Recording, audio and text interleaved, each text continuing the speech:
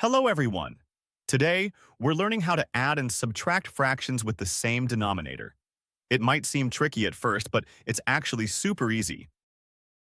Let's take a look at the first example. 2/7 plus 4/7. Picture two circles, each split into 7 equal slices. In one of them, 2 slices are colored yellow, that's 2/7. In the other, 4 are yellow, that's 4/7. What happens when we put them together? Well, everything is simple. We just put together all yellow parts. 2 plus 4 equals 6. So we get 6 yellow parts. Now let's return to initial problem. When you're adding fractions with the same denominator, that denominator stays the same. You just add the numerators. 2 plus 4 equals 6. So 2/7 plus 4/7 gives us 6/7. Now, in our combined circle, 6 out of 7 slices are yellow.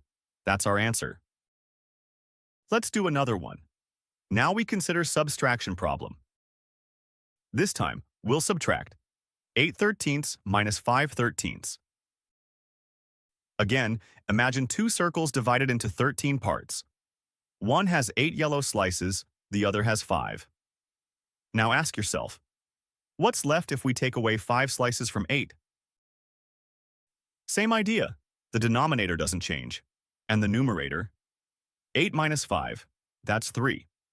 So, the answer is 3/13. You'll see it clearly in the new circle. 3 yellow pieces remain. See how simple and visual that was? Adding and subtracting fractions isn't hard when it's explained step by step. Good luck with your math journey. Remember, knowledge comes to those who ask questions and stay curious. And hey, don't forget to hit that subscribe button. You subscribe. I'll keep bringing fun and helpful math videos. Catch you next time.